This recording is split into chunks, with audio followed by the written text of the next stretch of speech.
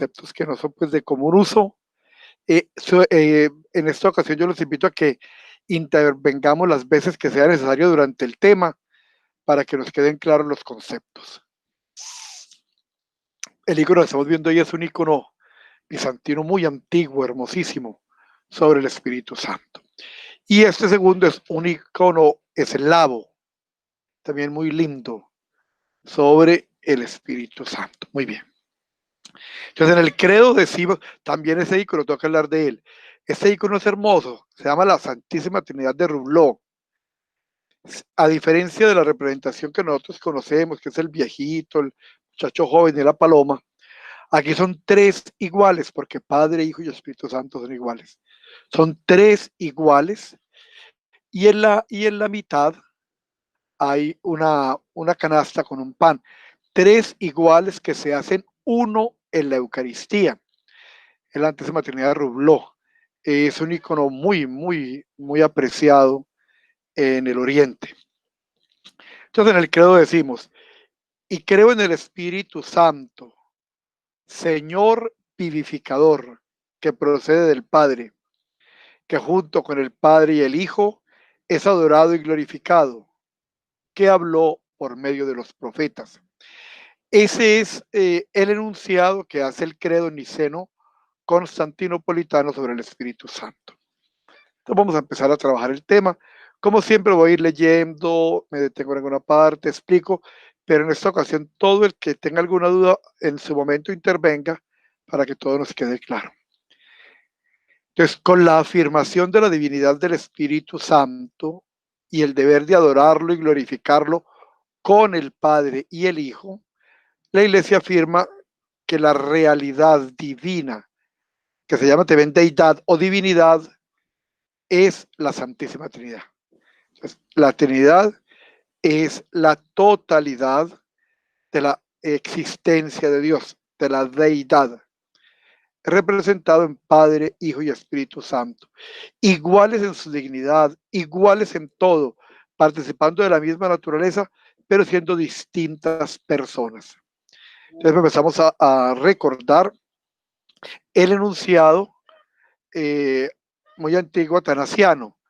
Creemos en Dios en Trinidad, Padre, Hijo y Espíritu Santo, tres personas distintas y un solo Dios verdadero. El Espíritu Santo recibe el título de Señor, al igual que Dios Padre y Cristo su Hijo. Es el Espíritu de Dios y el Espíritu de Cristo. Él es eterno, no creado y divino, existiendo desde siempre con el Padre y el Hijo, perpetuamente adorado y glorificado con ellos en la unidad de la Santa Trinidad. Tal como el Hijo, nunca hubo un momento en el cual el Espíritu Santo no existiera. No hubo un solo momento en que no existiera el Espíritu Santo. El Espíritu está antes de la creación. Él sale de Dios Padre como el Hijo en una procesión eterna. Procesión es un término teológico que no habla de lo que nosotros conocemos del desfile con imágenes a través de la calle. Procesión viene de procedente y de proceder, o sea, procede. Ese hecho de proceder se llama teológicamente procesión. Entonces es una procesión eterna, fuera del tiempo. Recordemos que tiempo y espacio, que son categorías de las cuales el ser humano nunca puede emanciparse, son elementos que se inician con la creación. Antes de la creación no había ni tiempo ni espacio. Y Dios, en su ser trinitario, es anterior a la creación. Bueno, en la eternidad, entonces, el Espíritu Santo, como el Hijo, proceden eternamente del Padre fuera del tiempo.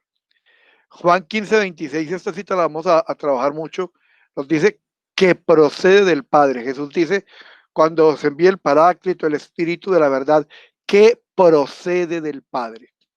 Esa afirmación de Juan 15:26 es importante que la tengamos presente. Procede en la eternidad de un movimiento divinamente instantáneo y perpetuo, o sea, de un movimiento simultáneo. El movimiento, que es según la filosofía aristotélica, es el paso de potencia a acto de lo que yo puedo llegar a ser a cuando lo soy.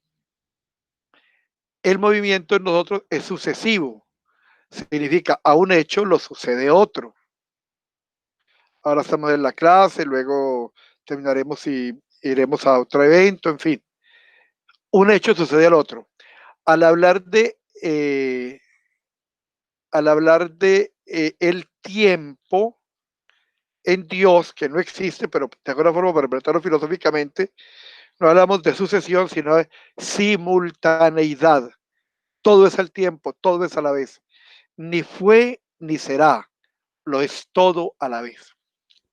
Entonces la doctrina ortodoxa confiesa que Dios, el Padre, es el origen y fuente eterna del Espíritu, tal como es fuente del Hijo. Porque la función del Padre, el Padre es creador. Entonces proceden tanto el Padre como el Hijo, el Hijo como el Espíritu Santo, son el origen y fuente de la Trinidad. Sin embargo, la Iglesia afirma también que la manera de la revelación al Padre y de salida del Padre es diferente entre el Hijo y el Espíritu Santo. O sea que a pesar de que su origen y su fuente es la misma, el Padre, tanto para el Hijo como el Espíritu Santo, la revelación, o sea, la manifestación es diferente. El Hijo es engendrado, es nacido del Padre y el Espíritu Santo es procedente, procede del Padre. Vamos a tratar de entender eso. Muchos santos inspirados por Dios con una verdadera experiencia de su vida trinitaria han intentado explicar la distinción entre procesión del Espíritu y generación del Hijo. Eh, ya es una parte muy compleja la teología, compleja en cuanto pues, que básicamente van a necesitar un tiempo de estudio, unos tratados un poquito extensos, que vuelvo a insistir, todo el que esté interesado también se los envío. Y requiere una fundamentación filosófica pues, más o menos suficiente. Para nosotros va a ser suficiente reconocer la diferencia que hay entre las dos, la distinción entre las personas divinas del Hijo y del Espíritu Santo y sus acciones en relación al Padre, así como en su relación uno al otro y con el mundo. El tratado teológico que trata sobre el Espíritu Santo se llama neumatología. Viene en neuma, espíritu, soplo, hálito, viento. Entonces, el tratado teológico que nos explica la diferencia entre procesión y generación, procesión en el caso del Espíritu Santo y generación en el caso del Hijo, es una rama teológica que se llama la neumatología. Es necesario entonces resaltar que todas las palabras y conceptos acerca de Dios y la divinidad, incluyendo los de procesión y generación, solo tienen una importancia secundaria ante la visión mística de la realidad divina que ellos expresan. Dios puede ser más o menos comprendido por el hombre, puesto que él ha deseado revelarse a sí mismo. Sin embargo, la esencia de su existencia trinitaria permanece y siempre permanecerá esencialmente inconcebible a nuestras mentes e inexpresable a nuestros labios humanos y creados. Y aquí quiero detenerme un poco. Hay un teólogo muy importante que se llama San Gregorio Palamas, arzobispo de Tesalónica en el siglo XIV, que nos va a hacer esta diferenciación. Dice, una cosa es la esencia y otra la manifestación. Utilizando un ejemplo que se nos sea más asequible, una cosa es el sol en sí mismo y otra cosa es la manifestación del sol. O sea, nosotros vemos la manifestación del sol, luz, calor, pero no podemos, digamos, que mirar directamente el sol, pero sí vemos sus manifestaciones. De igual manera, San Gregorio Palamas nos va a decir que podemos ver las energías de Dios, las manifestaciones de Dios, pero su esencia siempre será inconcebible, incomprensible, es inasible para nosotros. Entonces podemos ver las manifestaciones de Dios y ontológicamente sabemos que una cosa es en cuanto se manifiesta. Si no se manifiesta, no hay ninguna versión de ella, pues no es. Entonces, Dios se manifiesta y sabemos de Dios y entendemos sus manifestaciones, pero la esencia y el misterio de su ser siempre serán incomprensibles a la mente humana.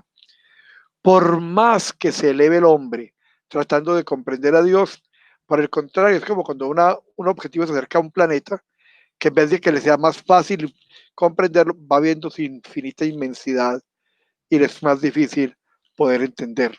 Entonces, por más que nos elevemos tratando de comprender la esencia de Dios, esta cada vez nos va a dificultar más, porque a la medida que más lo estudiamos, más nos damos cuenta de su grandeza. Entonces, ¿qué podemos entender y comprender? Sus energías, sus manifestaciones. Cuando hablo de energía, es importante hacer otra aclaración.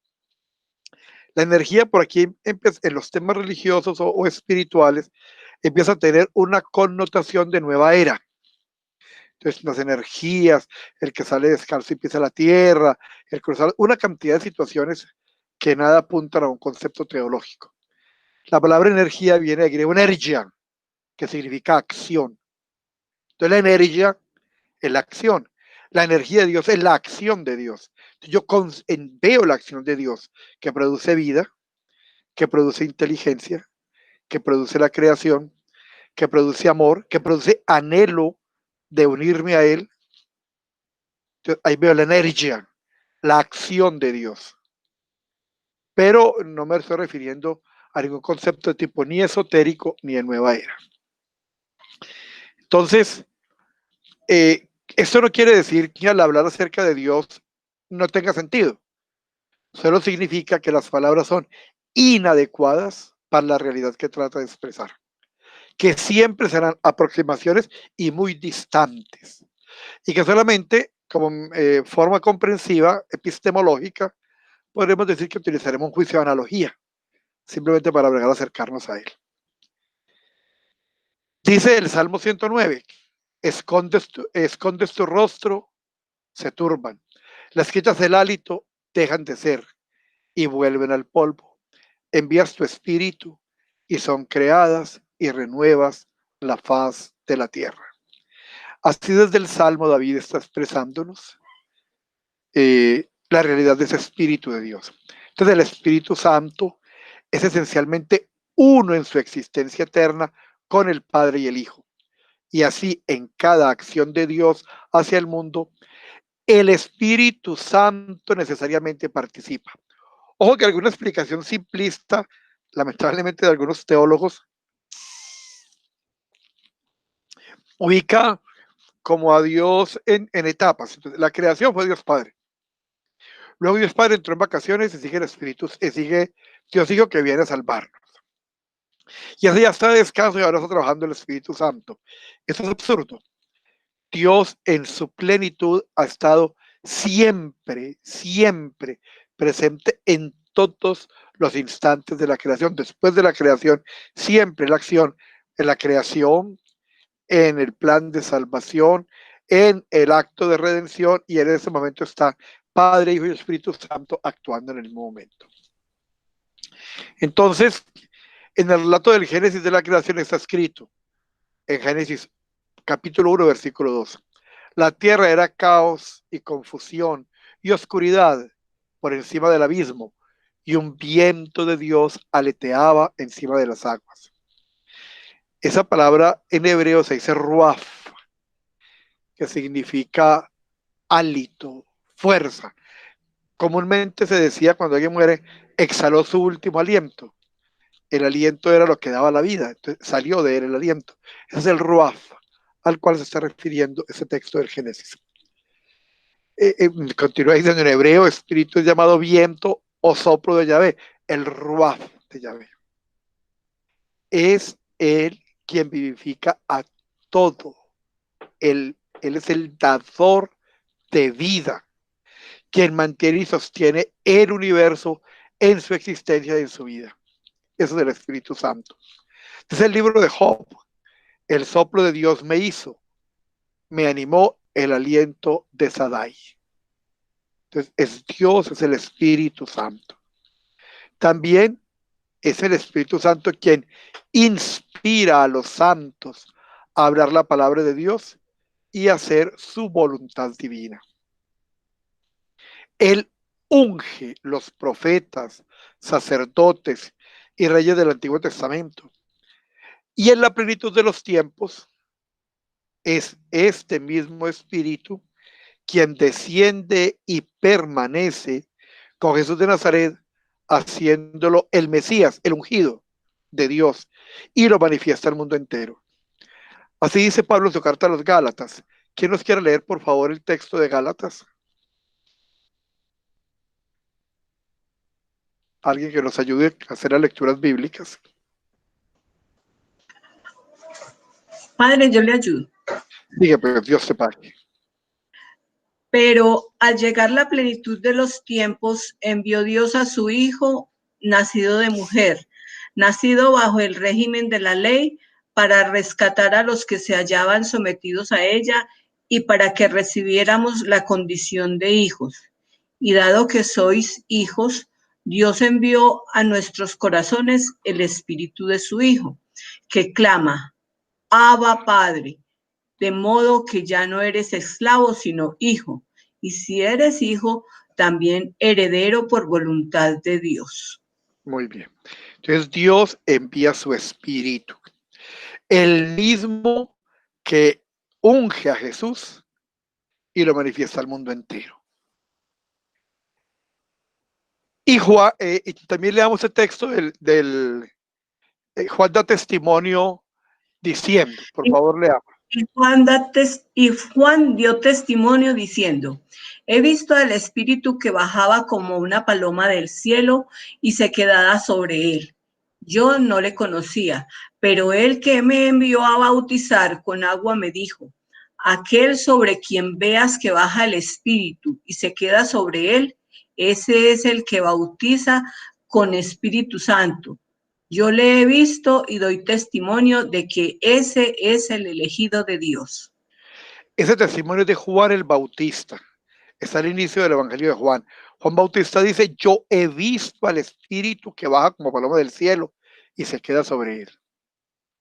Entonces, miren, eso se da en el río Jordán cuando la primera teofanía, la gran teofanía, la gran manifestación de Dios en plenitud. Teofanía, en Occidente podemos decirle epifanía, que es manifestación. Solo cuando hablo de teofanía es directamente la manifestación de Dios. Ambos términos se aplican. Así en el Nuevo Testamento, en el momento de su primera teofanía o epifanía de Cristo como el Mesías y en su bautismo por Juan en el Jordán, se revela el Espíritu Santo descendiendo y morando sobre él como una paloma. Es importante resaltar aquí como en el relato de la venida del Espíritu Santo, el día de Pentecostés, así como en otras apartes de la Escritura, se utiliza la palabra como, porque se habla de una semejanza. Se usa para evitar una interpretación al pie de la letra física, que sería incorrecto, de los acontecimientos que se registran cuando la Biblia misma está hablando de una forma totalmente simbólica o metafórica. Cuando dice cómo, no significa que fue una paloma de verdad y que después que se hizo esa paloma y cuando se murió la paloma, no. Está diciendo que baja como en forma de paloma. Es la analogía, que es muy común cuando a uno le dice, ¿eso a qué sabe? Mira, eso sabe como a tal cosa. ¿Cómo es? Es como, y utilizamos un referente conocido, ese carro es como un carro antiguo. Entonces, así es. Esa palabra como está hablando de una representación simbólica y metafórica. Cada día de su vida Jesús está lleno de Espíritu Santo, predicando, enseñando, sanando, echando fuera a los demonios. Él lleva a cabo todo signo y milagro por el poder del Espíritu Santo. Leamos el texto de Lucas, por favor. El Espíritu del Señor está sobre mí porque me ha ungido para anunciar a los pobres la buena nueva. Me ha enviado a proclamar la liberación a los cautivos y la vista a los ciegos, para dar la libertad a los oprimidos y proclamar un año de gracia del Señor. Muy bien. Ese texto, entonces, el Espíritu del Señor está sobre mí porque me ha ungido. Da testimonio Jesús de eso. El día de Pentecostés el Espíritu Santo desciende sobre los discípulos de Cristo en forma de lenguas como de fuego, con un sonido como un viento recio. Ese es el relato que nos hace el capítulo 2 de Hechos de los Apóstoles. Notamos nuevamente el uso de la palabra como. La venida del Espíritu Santo el día de Pentecostés es el cumplimiento final de la misión terrena mesiánica de Cristo. Y es el comienzo de la iglesia cristiana. Entonces, la venida del Espíritu Santo el día de Pentecostés es el cumplimiento pleno de la misión redentora, de la misión mesiánica de Cristo. Y es el comienzo de la iglesia cristiana. Es el cumplimiento de la profecía del Antiguo Testamento, según la cual en el reino del rey Mesías Dios, ¿qué va a pasar? Leamos esas tres citas, la de Joel 4, la de Joel, la de Isaías 11, Isaías 42, Isaías 44 y Isaías 61. En la de Por favor. Isaías 61. Y después de esto derramaré mi espíritu sobre toda carne, y profetizarán vuestros hijos y vuestras hijas. Vuestros ancianos soñarán sueños y vuestros jóvenes verán visiones. Es el texto de Joel. Ese es el de Joel. Reposará sobre él el espíritu de Yahvé, espíritu de sabiduría e inteligencia, espíritu de consejo y fortaleza, espíritu de ciencia y temor de Yahvé. Isaías 11:2.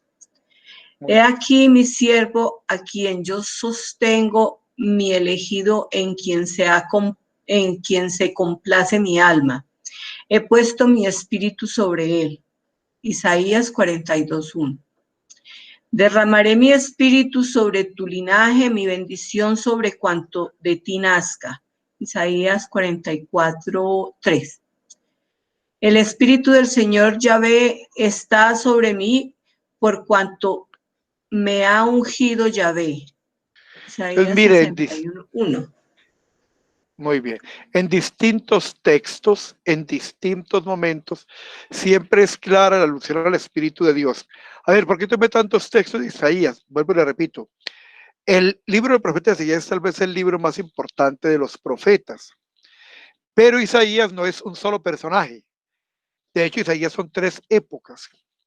Una época anterior al exilio a Babilonia, está hablando de anterior al año 588. Puede ser la época del gran trabajo profético, que es más o menos del año 750 antes de Cristo. Entonces, un primer Isaías que lo llamamos el proto Isaías, la primera parte del texto, hasta el capítulo 33 más o menos. La segunda parte se va a dar durante todo el momento del exilio, donde están viviendo el exilio en Babilonia, un momento muy difícil donde definitivamente el pueblo está a punto de su extinción, y lo llamamos el Deutero Isaías. Perdón, el Trito Isaías. Y ya luego a partir del capítulo 61 va a hablar de la época posterior al exilio, cuando vuelve de nuevo al territorio, hacia el año 522 más o menos. Y eso lo llamamos el Trito Isaías. Son tres momentos. Por eso los tres momentos que recoge un espacio largo de tiempo, vemos cómo la conciencia que tiene el pueblo de Israel de la presencia del Espíritu Santo es permanente. El Espíritu Santo es la condición de la alianza última y eterna de paz y misericordia perfectas. Dios va llevando al pueblo a través de alianzas, de acuerdos. Ahora que vemos que hay la alianza del Sinaí, la alianza de la encina de Mambré, en fin, hay muchas alianzas. Jesús es la alianza nueva y eterna. Entonces vamos a leer estos dos textos, en uno del profeta Ezequiel y el Ezequiel. otro del profeta Jeremías. Yo mismo apacentaré mis ovejas y yo las llevaré a reposar. Oráculo del Señor Yahvé. Buscaré la oveja perdida, tornaré a la descarriada, curaré a la herida, confortaré a la enferma, pero a la que está gorda y robusta la exterminaré, la pastorearé con justicia. Ezequiel 34, 15, 16. He aquí qué días vienen, oráculo de Yahvé, en que yo pactaré con la casa de Israel y con la casa de Judá una nueva alianza, no como la alianza que pacté con sus padres cuando les tomé de la mano para sacarles de Egipto, que ellos rompieron mi alianza y yo hice estrago en ellos, oráculo de Yahvé, sino que esta será la alianza que yo pacte con la casa de Israel, y después de aquellos días, oráculo de Yahvé, pondré mi ley en su interior y sobre sus corazones la escribiré, y yo seré su Dios y ellos serán mi pueblo. Jeremías Muy bien. 31, 31, 33. Esa es la alianza, de la alianza importante de Sinaí. Yo seré su Dios y ellos serán mi pueblo. Todo esto es por la acción del Espíritu Santo. Miremos ese texto de Isaías 11. Saldrá un vástago del tronco de Jesé, y un retoño de sus raíces brotará. Reposará sobre él el espíritu de Yahvé, espíritu de sabiduría e inteligencia, espíritu de consejo y fortaleza, espíritu de ciencia y temor de Yahvé. Y le inspirará en el temor de Yahvé. No juzgará por las apariencias, ni sentenciará de oídos. Juzgará con justicia a los débiles y sentenciará con rectitud a los pobres de la tierra. Herirá al hombre cruel con la vara de su boca, con el soplo de sus labios matará al malvado. Justicia será el ceñidor de su cintura, verdad el cinturón de sus flancos. Serán vencidos el lobo y el cordero. El leopardo se echará con el cabrito. El novillo y el cachorro pasearán juntos y un niño pequeño los conducirá. La vaca y la osa pasarán juntas, acostarán sus crías. El león, como los bueyes, comerá paja. Hurgará el niño de pecho en el agujero del áspid, y en la urna de la víbora el recién destetado meterá la mano. Nadie hará daño, nadie hará mal en todo mi santo monte, porque la tierra estará llena de conocimiento de Yahvé, como cubren las aguas en el mar. Isaías 11:1. Entonces, miren, este es uno de los grandes anuncios de los tiempos mesiánicos. Ahí está hablando de Jesús. Entonces saldrá un vástago del tronco de Jesé. Aquí que rezamos comúnmente, casi todos hemos oído la novena del Niño Dios. Decía uno de los gozos de Jesé, que es lo alto, y la gente decía que era José. Está mal escrito, no, es Jesé. Un rebaño de sus raíces, un retoño de sus raíces va a brotar, y empieza a describir los dones. El Espíritu de Yahvé, el Espíritu Santo, estará sobre él. Entonces ahí están los dones: sabiduría, inteligencia, consejo, fortaleza, ciencia, temor de Dios. Falta solo el de piedad. No juzgará por apariencia, será juez, y va a poner orden a tal punto de que llegarán los tiempos nuevos, los tiempos de Jesús, los tiempos del mesianismo, los que esperamos una vez se haya cumplido la redención completa. Entonces, miren, cada uno cuando muere tiene su juicio particular, y los frutos de la redención están en él, pero luego todo el cosmos, todo el universo será regenerado. Y entonces habla cómo serán sus tiempos mesiánicos. La vaca y la osa pasarán juntas y acostarán juntas sus crías. La vaca y la osa. El león y los bueyes comerán paja. el niño va a meter la mano en el agujero de la serpiente y no le va a pasar nada. Nadie le dañó a nadie. Nadie hará mal, porque la tierra está llena del conocimiento de Dios, de Yahvé, que cubre como las aguas del mar. Entonces son los anuncios que se van a producir que gracias al Espíritu de Yahvé, que va a producir el Mesías y que va a producir esos tiempos mesiánicos. Isaías 42 nos dice también, vamos a leerlo. He aquí mi siervo a quien yo sostengo, mi elegido en quien se complace mi alma. He puesto mi espíritu sobre él. Dictará ley a las naciones. No vociferará ni alzará el tono, y no hará oír en la calle su voz. Caña quebrada no partirá, y mecha mortecina no apagará. Lealmente hará justicia, no desmayará ni se quebrará hasta implantar en la tierra el derecho, y su instrucción atenderá las islas. Así dice el Dios Yahvé, el que crea los cielos y los extiende, el que hace firme la tierra y lo que en ella brota, el que da aliento al pueblo que hay en ella, y espíritu a los que por ella andan. Yo, Yahvé, te he llamado en justicia, te he llamado en justicia, te así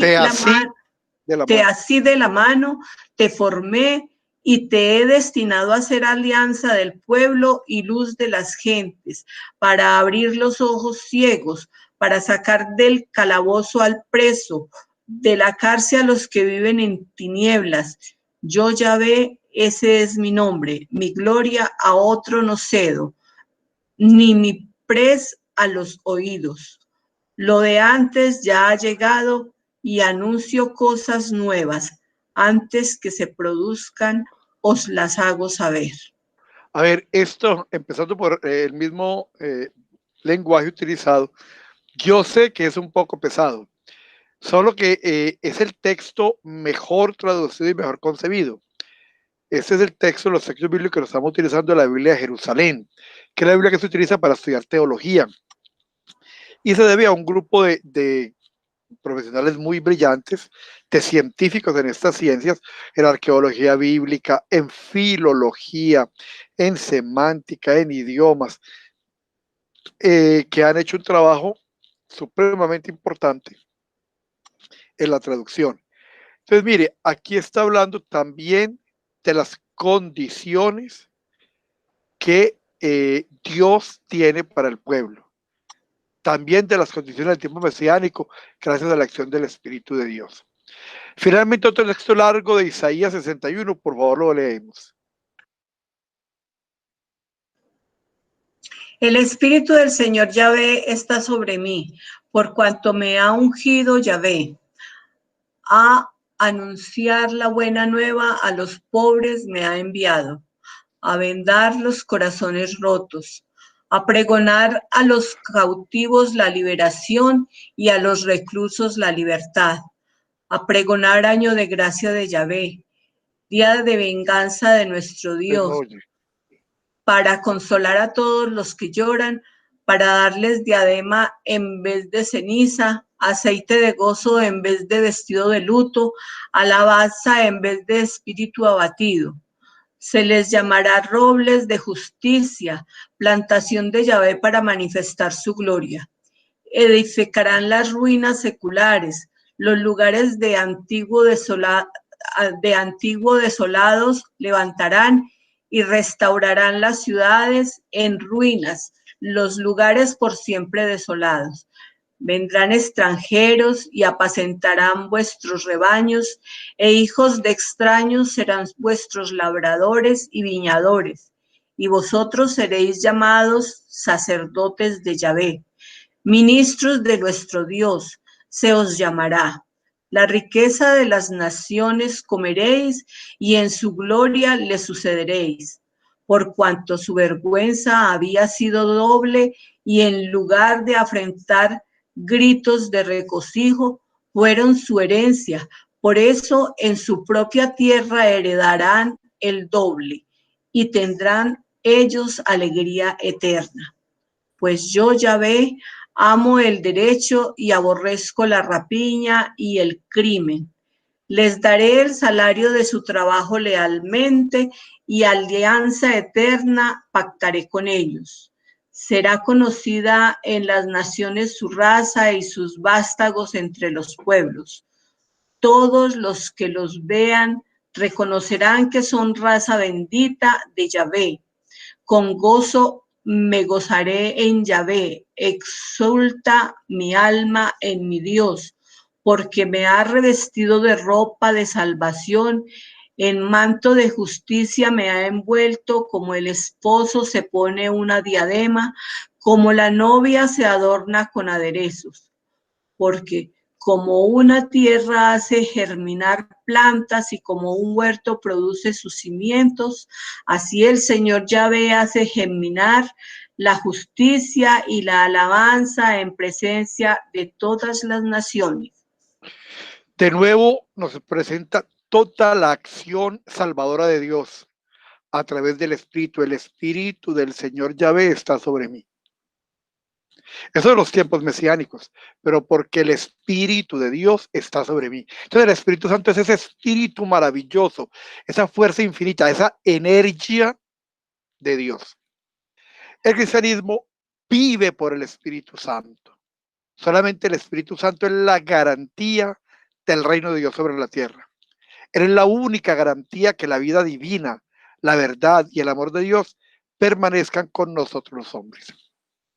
Solo el Espíritu Santo puede hacer que el hombre y el mundo cumplan la misión para la cual fueron creados por Dios.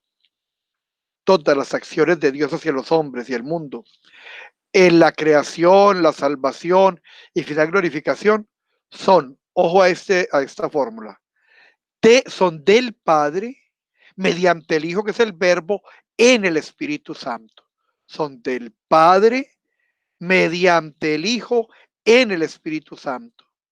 Y todas las capacidades del hombre para responder a Dios se hacen por el mismo Espíritu, por el mismo Hijo y al mismo Padre. Entonces, toda la acción de Dios, qué bueno que esto nos quedara en la cabeza, son del Padre mediante el Hijo y en el Espíritu Santo. Y nuestra respuesta a Dios se hace en el Espíritu, por el Hijo y al mismo Padre. Entonces, esa siempre la acción trinitaria. Esto nos puede sonar como ahora en jeringonza rara. Es parte de la forma teológica de expresar esa relación del hombre con Dios que produce la deificación, la edificación en Dios. Entonces el Espíritu Santo es el espíritu de la vida. Leamos ese texto de la carta a los Romanos. Y si el espíritu de aquel que levantó de los muertos a Jesús mora en vosotros, el que levantó de los muertos a Cristo Jesús vivificará también vuestros cuerpos mortales por su espíritu que mora en vosotros. Entonces el que nos va a dar la vida eterna es el Espíritu Santo. El Espíritu Santo es el espíritu de la verdad. Leamos el Evangelio de Juan 16. Cuando venga Él, el Espíritu de la verdad, os guiará hasta la verdad completa, pues no hablará por su cuenta, sino que hablará por lo que oiga y os explicará lo que ha de venir. Entonces, el Espíritu Santo es el espíritu de la verdad. Y recordemos que solo la verdad nos hace libres. Ese aforismo evangélico. Y el Espíritu Santo es el espíritu de filiación divina. La palabra filiación viene del latín filio, que significa hijo. El Espíritu Santo es el que nos hace hijos de Dios. Leemos el texto de la carta a los Romanos. En efecto, todos los que se dejan guiar por el Espíritu de Dios son hijos de Dios. Y vosotros no habéis recibido un espíritu de esclavos para recaer en el temor. Antes bien, habéis recibido un espíritu de hijos adoptivos que nos hace exclamar, Abba Padre. El Espíritu mismo se une a nuestro espíritu para dar testimonio de que somos hijos de Dios. Muy bien. El Espíritu Santo es la presencia personal del nuevo y eterno pacto o alianza entre Dios y el hombre, el sello y la garantía del reino de Dios, el divino poder de Dios que habita en el hombre. Así nos lo dice Pablo en su carta primera y segunda de Corintios y en la carta a los Efesios. Entonces leamos por favor las cartas. Vosotros sois nuestra carta escrita en vuestros corazones, conocida y leída por todos los hombres. Evidentemente sois una carta de Cristo redactada con nuestro misterio, escrita, con nuestro ministerio, escrita no con tinta, sino con el Espíritu de Dios vivo, y no en tablas de piedra, sino en tablas de carne, en los corazones. Esta es la confianza que tenemos ante Dios, gracias a Cristo, pues nosotros no podemos atribuirnos cosa alguna como si fuera nuestra, ya que nuestra capacidad viene de Dios. Él nos capacitó para ser ministros de una nueva alianza, no de la letra, sino del Espíritu, pues la letra mata, mas el Espíritu da vida. Muy bien. La ¿No segunda sabéis que... Sí, perdón. La segunda trozo de Primera de Corintios, sí. ¿No sabéis que sois templo de Dios y que el Espíritu de Dios habita en vosotros? Si alguno destruye el templo de Dios, Dios lo destruirá a él, porque el templo de Dios es sagrado y vosotros sois ese templo. Ese Muy es bien. Primera de Primera de Corintios 3. Corintios. Por él, unos y otros tenemos libre acceso al Padre en un mismo espíritu. Así pues, ya no sois extraños ni forasteros, sino conciudadanos de los santos y familiares de Dios, edificados sobre el cimiento de los apóstoles y profetas, y la piedra angular es Cristo mismo, en quien toda edificación bien trabada se eleva hasta formar un templo santo en el Señor, en quien también vosotros con ellos estáis siendo edificados para ser morada de Dios mediante el Espíritu. Muy bien. En el Espíritu Santo, los hombres tienen la posibilidad de recibir todo don de Dios y de participar de su vida y su naturaleza divina, de hacer lo que Cristo ha hecho, practicando su nuevo mandamiento de amarnos unos a otros como Él nos ha amado. Toda posibilidad de la gracia de Dios en nosotros, de cambio, de crecimiento, de conocimiento, se da por la acción del Espíritu Santo. El más importante, el amar, que es la forma de construir el reino de Dios. Leamos la cita de los Romanos. Porque el amor de Dios ha sido derramado en nuestros corazones por el Espíritu Santo que nos ha sido dado. Romanos 5:5. En cambio, los frutos... Espérate un momento, el principal de los mandamientos, que es amar, ese amor se da por la acción del Espíritu Santo en nosotros. Continúa, por favor. En cambio, los frutos del Espíritu Santo son amor, alegría, paz, paciencia, afabilidad, bondad, fidelidad, modestia, dominio de sí. No hay ley que condene tales cosas. Además, los que son de Cristo Jesús han crucificado la carne con sus pasiones y sus apetencias. Si vivimos por el Espíritu, sigamos también al Espíritu. No seamos vanidosos, provocándonos los unos a los otros y envidiándonos mutuamente. El Espíritu Gálatas Santo, 5. el Espíritu nos hace templos de Dios. O sea, somos templos del Espíritu Santo. Leamos. ¿No sabéis que sois templos de Dios y que el Espíritu de Dios mora en vosotros? Porque el templo de Dios, el cual sois vosotros, santo es. Muy bien. Y toda oración en la Iglesia Ortodoxa, toda oración, empezando por la Santa Misa, ustedes no la oyen, pero el sacerdote cuando empieza antes de revestirse, hace esta oración que llamamos el trisagio, siempre invocando al Espíritu Santo, y dice: Rey celestial, consolador, Espíritu de verdad, que estás en todo lugar y que todo lo llenas, tesoro de bienes y dador de la vida, ven y toma tu morada entre nosotros.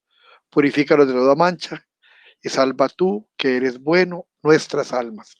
Esa es la oración con la cual iniciamos toda acción litúrgica, toda actividad con la que iniciamos ahora también nuestro curso.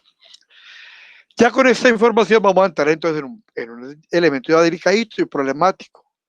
Lo llamamos el filioque. Es una palabra latina de filio, hijo. Entonces, tenemos que entender que entre las iglesias romanas y protestantes hay un elemento que nos lo separa de la iglesia ortodoxa en su exposición de fe, porque la iglesia romana hizo un agregado. Agregó que el Espíritu Santo procede del Padre y del Hijo es el filioque. Qui ex patere filioque procedit, que procede del Padre y del Hijo. Entonces, ese y del Hijo es el filioque, una adición doctrinal que nosotros no podemos aceptar porque es contraria a la Escritura. ¿Qué dice el texto de la Escritura? Dice Juan 15:26. Cuando venga el Paráclito, la palabra griega que significa consolador, que yo os enviaré de junto al Padre, el Espíritu de la verdad que procede del Padre. Entonces, nos dice específicamente la Escritura que el Espíritu procede del Padre. En ninguna parte del texto bíblico dice que del Hijo. Alguna vez confrontado ha sido una discusión que se lleva desde hace muchísimo tiempo. Esa discusión que se nace más o menos en el siglo IX, cuando la iglesia latina agregó ese y del Hijo. Y alguna vez uno de los argumentos fue, bueno, pero es que hay una sola cita bíblica en la que dice que el Espíritu Santo procede del Padre. Y es que ¿cuántas citas necesitamos para que una cosa sea verdadera? Toda palabra que sale de Dios es verdadera, es sabia y es santa. Entonces, ¿cuántas veces tiene que repetir el texto bíblico para que tenga valor de verdad? Entonces, un solo enunciado es suficiente. Como muchas otras verdades de la fe están enunciadas una sola vez. Entonces, la posición de la Iglesia Ortodoxa con respecto al filioque se define por la Biblia, las enseñanzas de los padres de la Iglesia, el desarrollo del credo, como pronunciamiento de los credos, y los 7 concilios ecuménicos. 7 concilios ecuménicos fueron los 7 concilios en que toda la Iglesia estuvo reunida. Esa palabra ya le dije el término filioque, que significa hijo, y en la versión original del credo, en el año 325, y en la segunda versión, en el año 381, donde se completó el credo, no se encuentra esta frase con respecto a la procedencia del Espíritu Santo. Ambas versiones simplemente declaran que el Espíritu Santo procede del Padre. En esos dos triángulos que tenemos ahí, entonces vemos cuál es la posición tradicional que la Iglesia enseñó. El Padre como origen del todo y el Hijo y el Espíritu Santo, el uno procedido y el otro engendrado. Si decimos que el Espíritu Santo procede del Padre y del Hijo, entonces el triángulo se invierte totalmente.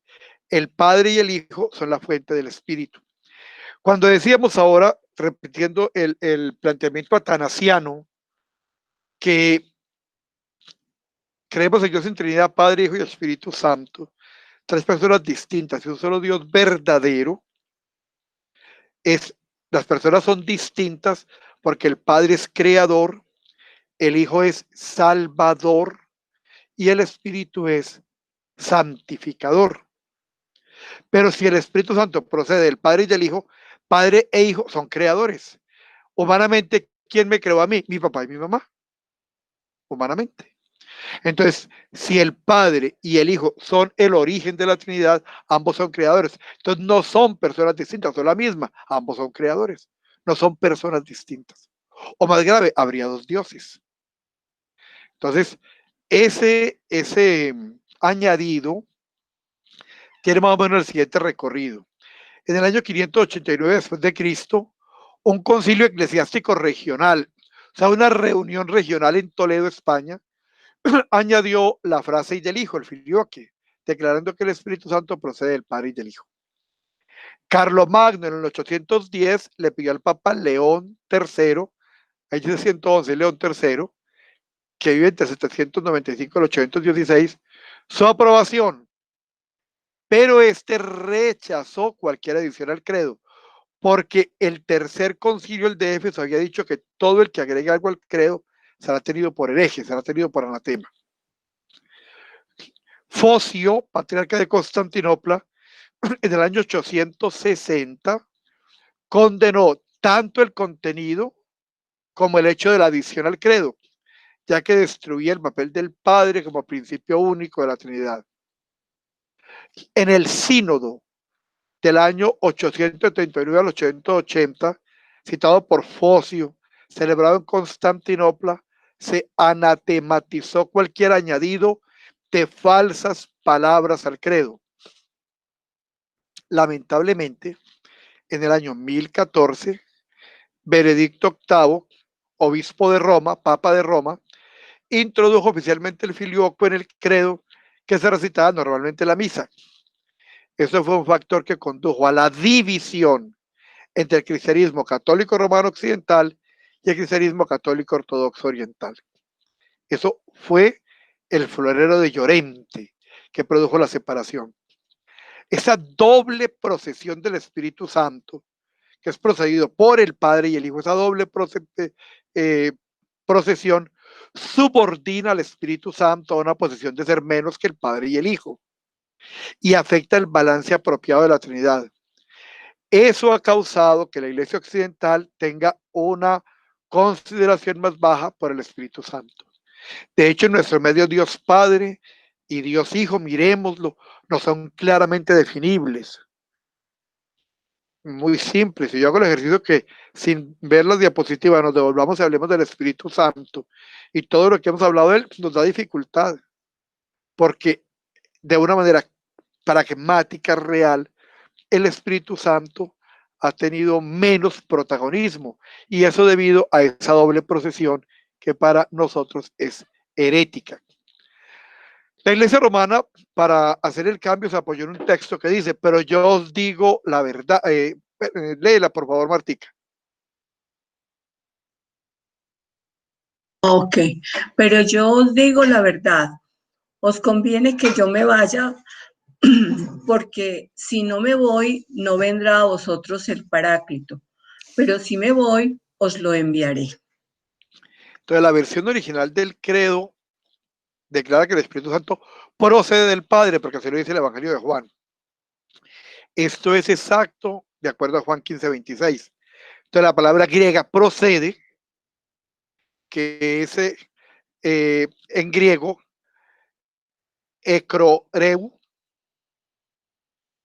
es la palabra usada en el credo niceno, mientras que la palabra envío, que es la que se utiliza, esta palabra ekroreu, que es procede en griego, es la que utiliza el credo y es la palabra concreta y exacta que trae el Evangelio de Juan 15:26. Mientras que Juan 16:7 utiliza la palabra pempo, que significa envío. Son palabras distintas. Una cosa es que yo envíe y otra cosa es que proceda de mí. Una cosa es que yo sea el origen de este celular, que yo no soy, pero yo lo puedo enviar a alguien. Entonces, el Espíritu Santo es desde el Padre y el Hijo, en el sentido que es enviado por el Padre a través del Hijo, pero él procede solamente del Padre. Podemos decir que en el misterio de la deidad, el Padre es la eterna fuente del Espíritu Santo, lo mismo que el engendrador eterno del Hijo. La modificación que hizo en un sínodo particular de Toledo, de unos cuantos obispos en Toledo, España, al añadir el filioque, buscaba corregir lo que consideraban era una ignorancia del rol del Hijo en el envío del Espíritu Santo, como lo afirma la Escritura. Es para mostrar que el Hijo también tenía un papel en el envío, pero para resaltarlo, creó la doble procesión y se superaron los límites escriturísticos o escriturales y se creó una herejía. La meta de la vida cristiana es entonces la adquisición del Espíritu Santo. Se espera que al participar en la vida de la iglesia, la persona mantenga vivo dentro de sí el espíritu que recibió el día de su bautismo. Los ortodoxos creemos que el Espíritu Santo nunca abandona al que lo ha recibido, por más pecados que cometa después. Por eso cuando se arrepiente, la acción del Espíritu le permite la gracia de recibir de nuevo la absolución. El Espíritu sigue presente en la persona, aunque ésta no lo sienta. De hecho, un creyente suele adquirir conciencia de él solo con el tiempo y las tribulaciones, lo que a veces culmina con un segundo bautismo, que en realidad no es más que una actualización y cumplimiento del primero. Segundo, entre comillas, no es que se vuelva a repetir el acto, sino como un nuevo Pentecostés, un reencuentro, un resurgir, un revitalizarse en el espíritu. En cuanto a las señales visibles de este proceso, los santos difieren bastante. Por ejemplo, San Juan Clímaco habla del fenómeno del llanto divino. Sin embargo, el santo advierte, o sea, el llanto divino como esa expresión de la grandeza, de lo pletórico, de lo infinitamente grande, que es la conciencia del Espíritu Santo en mí. Aunque nos dice que lágrimas sin pensamiento son propias obras de la naturaleza irracional. Lo dice en la escala. San Juan Clímaco, se llama San Juan de Siria, escribe una obra fabulosa que se llama La Santa Escala a la Perfección de la Fe, que ahí viene la palabra clímaco. Clímax en griego significa escalera.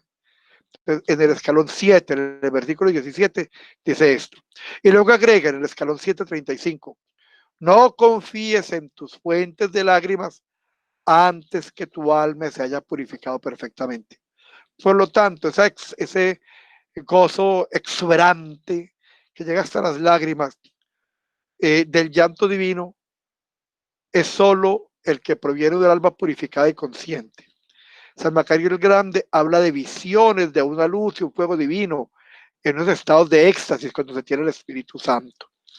San Serafín de Sarao, porque es un santo reciente y muy importante, muy parecido a San Francisco de Asís en la Iglesia Latina, es santo del siglo XVIII, XVII y XVIII, hablando con su discípulo Motovilov, le dice, es necesario que el Espíritu Santo entre en nuestros corazones.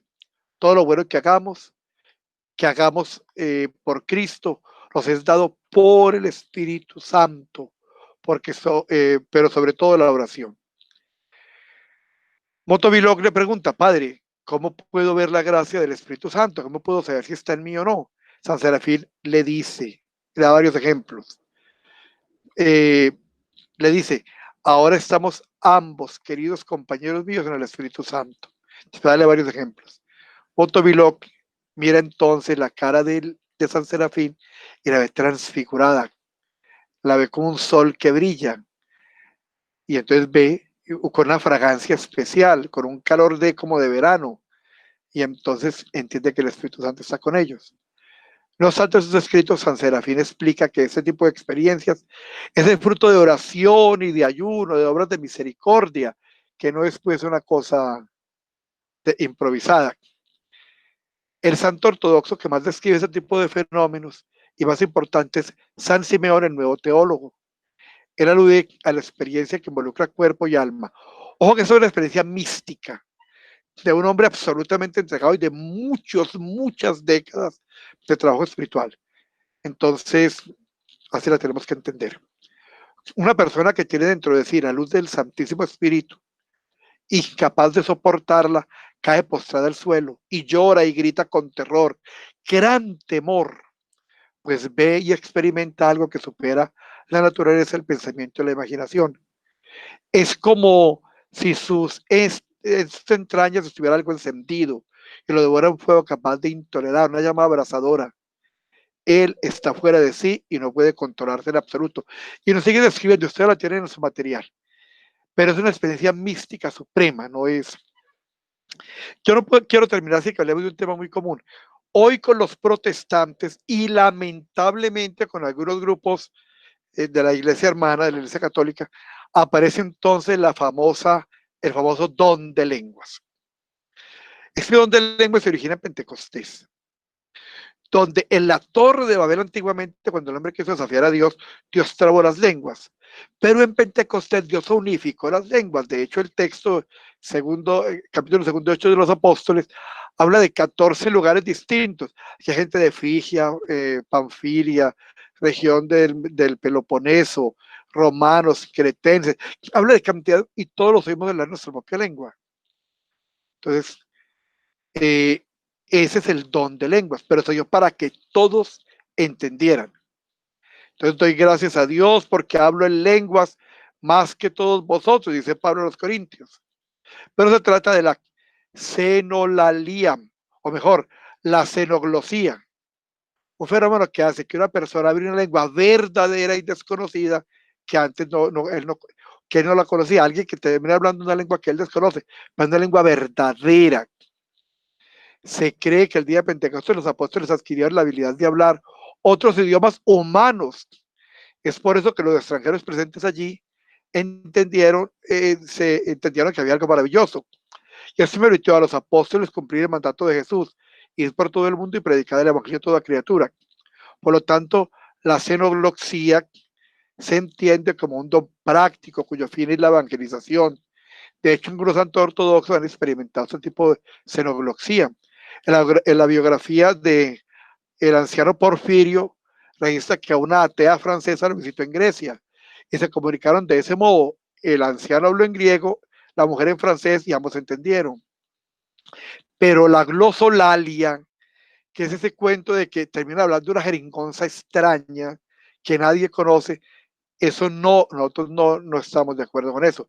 La glosolalia se define como, y busquen en Google, se define como un lenguaje ininteligible, compuesto con palabras inventadas y secuencias rítmicas y repetitivas propias del habla infantil.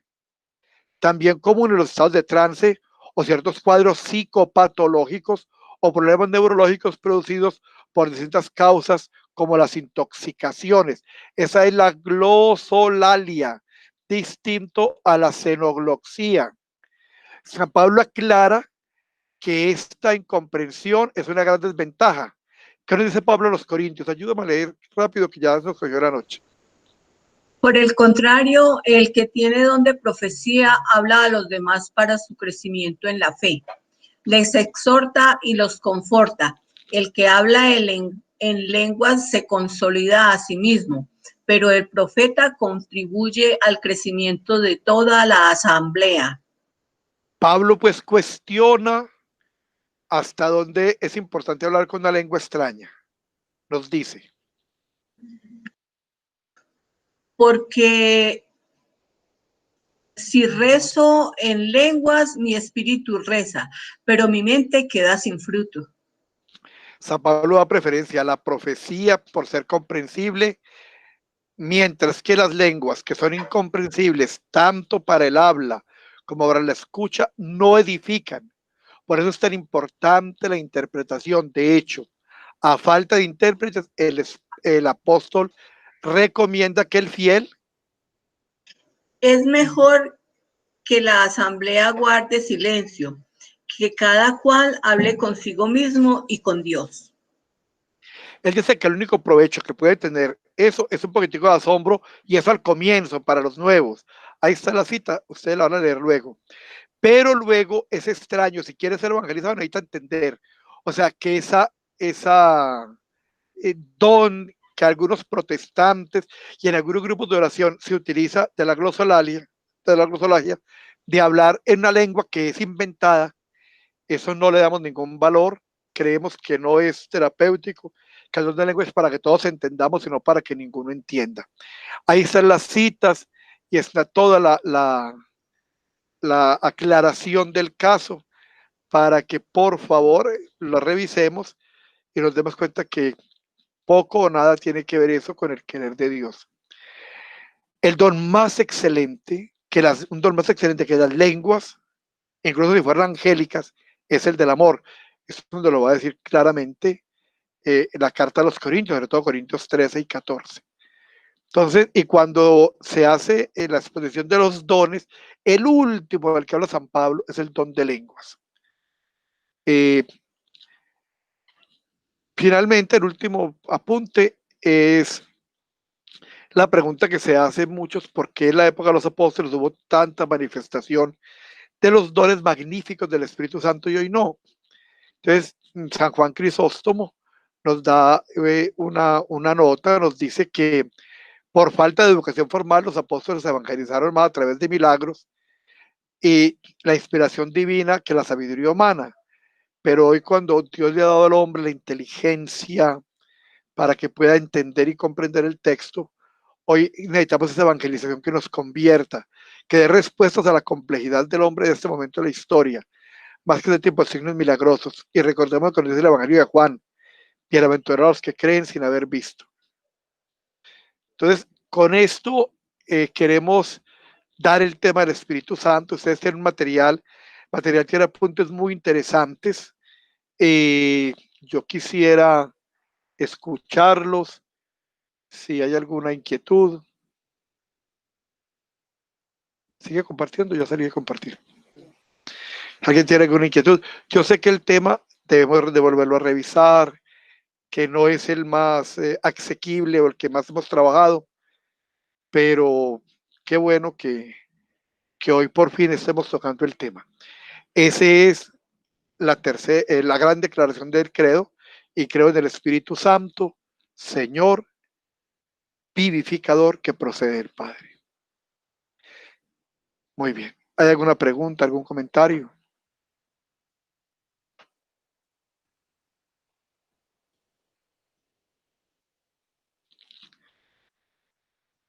¿Ninguno? ¿O quedó todo muy bien comprendido o no quedó comprendido nada?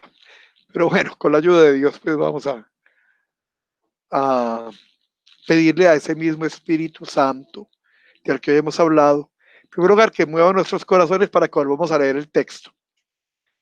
Porque muchas veces hoy se lee y se nos olvida, que lo vuelvan a leer, que lo lean completo. Y que una vez leído, lo podamos comprender. Vuelvo a insistir, los invitamos el domingo a las 10 y a las 11 de la mañana a la Divina Liturgia para que nos acompañen. Y le pedimos a Dios que nos proteja de esta pandemia, de toda enfermedad, que nos ayude en las dificultades y que nos permita crecer en la fe.